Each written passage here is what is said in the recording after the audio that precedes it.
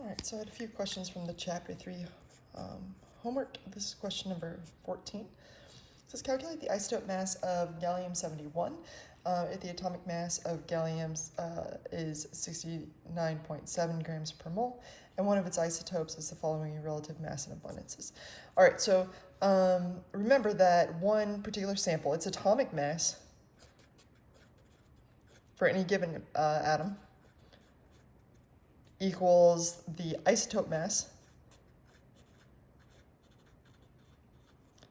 of one of them times the decimal percent of that one isotope plus the isotope mass, so we'll call this one A, times the decimal percent of A, plus the isotope mass of another one, let's call it B, times its decimal percent, B, plus dot, dot, dot, dot, dot. So if you have more isotopes, you're always doing that. So you're always taking the mass of the isotope times its decimal percent, and then you're adding all of those up, and that will give you the atomic mass of the overall thing. We're taking a weighted average of all these isotope masses to give you an atomic mass. But in this situation, they gave you the atomic mass right away.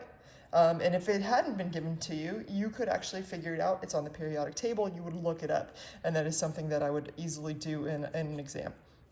So the atomic mass of gallium is 69.7 grams per mole. It tells you that.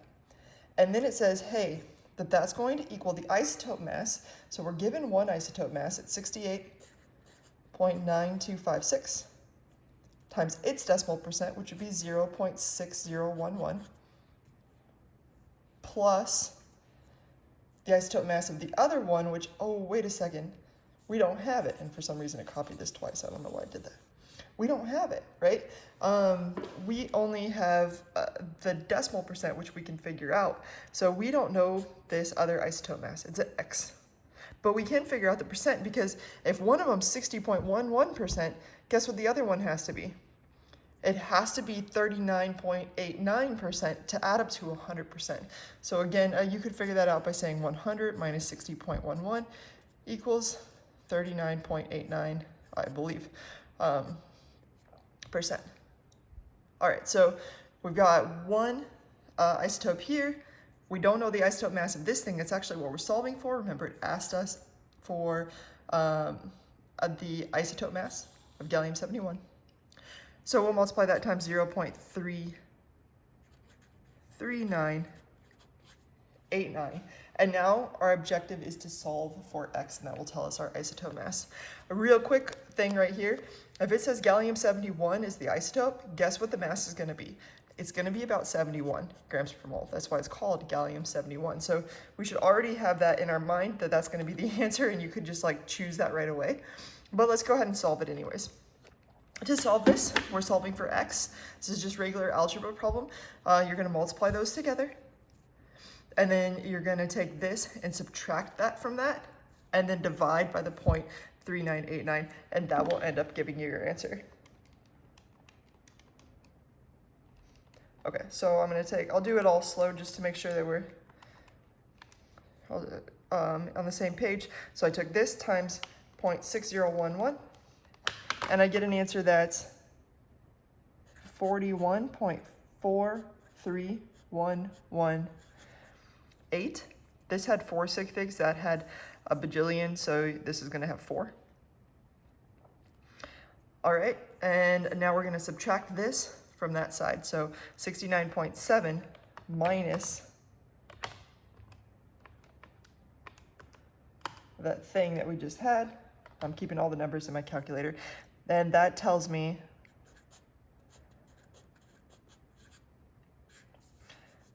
that I have 28.2688. We subtracted, this thing had 1 decimal place, this had 2, so our answer here should only have 1 decimal place. And we're going to go ahead and set that equal to now X times 0.3989. Now we'll divide both sides by 0.3989.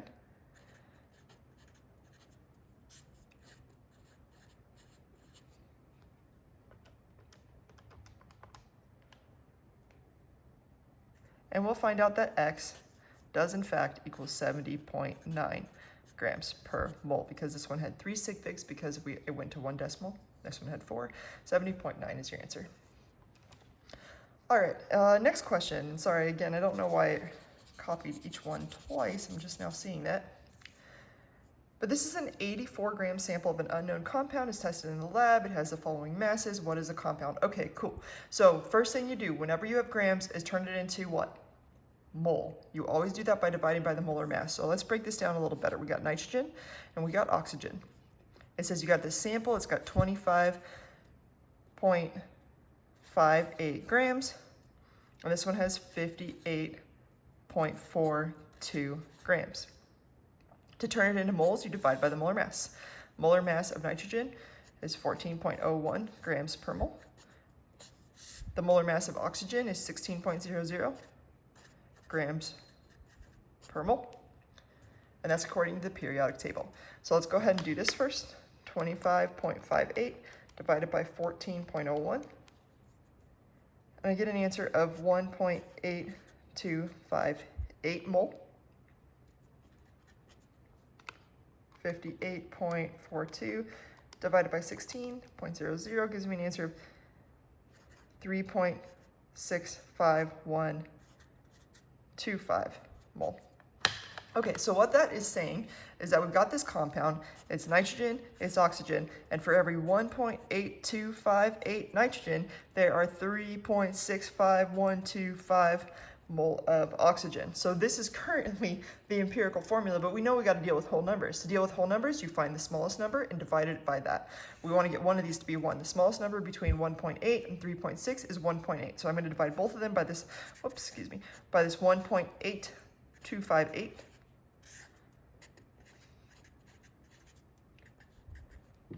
This will give me 1. And this gives me 1.99997, which is pretty darn close to 2. Remember, in these situations, you're going to have to use some reasoning because we're going to have to end up with just one sig fig, but really it's going to be an infinite number of sig figs, telling us for every 1 nitrogen, we have 2 oxygen, and this is our empirical formula. Now, this is our empirical formula. Remember that it's asking here for the compound itself.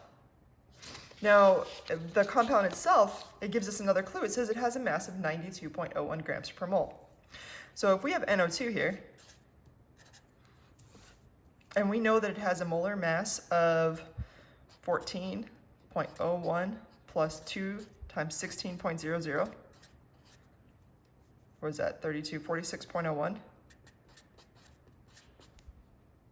And we don't know what the molecular formula is, but we do know that it has a mass of 92.01 grams per mole. The only thing that we know about the empirical formula is it gives us relative ratios. We know for every 1 nitrogen, there are 2 oxygens. So it has to keep those same ratios. So we're either going to multiply each of these things, subscripts here by 2, by 3, by 4, we don't know, we got to figure it out, but here's how we figure it out. How many times bigger is 92 from 46? It's 2 times bigger. 92 is 2 times bigger from 46. You can figure that out if you want to by saying 92.01. You can figure out how many times bigger anything is by dividing like this. And this gives me really darn close to 2. So what this is saying is, hey, this is twice as big because it has 2 times the molar mass of our empirical that we had here. And therefore, it's got to be twice as many nitrogens and twice as many oxygens. Twice as many nitrogens, N2, and twice as many oxygens, O4. Because here we only had 1 and 2, now we have 2 and 4. It still keeps that same ratio. It's always going to be twice the amount of oxygen as there are nitrogen, and you are good to go. And that would be your answer. I hope that's a choice. It is, right there. Okay. Last but not least, what is the molecular formula of a compound? So this is kind of the exact same situation of an empirical formula. This was question 22. By the way, this question was 21. This is what is the molecular formula for a compound with empirical formula of CH2. So here our empirical formula is CH2. And it has a mass of 42 grams per mole, but we don't know what it is. But we can find the molar mass of CH2, right? Because we know that the molar mass of carbon is 12.01 grams per mole. That of hydrogen is 1.008. I ask you to use 3 decimal places for hydrogen. And when we add this up, that's 12.01 plus 2.016, which is what, 14.026, or about 14.03. Okay, so this is the empirical. We know the molar mass of the empirical formula is about 14. The molecular, we're trying to find. How many times bigger is 42 from 14? It's 3 times bigger. And again, you could figure that out by saying 42 divided by 14, and that will give you an answer that is about 3. And that is why we're going to have 3 times the amount of carbon and 3 times the amount of hydrogen, always keeping the same ratio. For every 1, there's 2. For every 1, there's 2. So C3H6 is going to be my answer on that one. Alrighty, let's hope that's a choice. It is, and hopefully that gives you some direction if you're having any trouble on these homework problems. Good luck.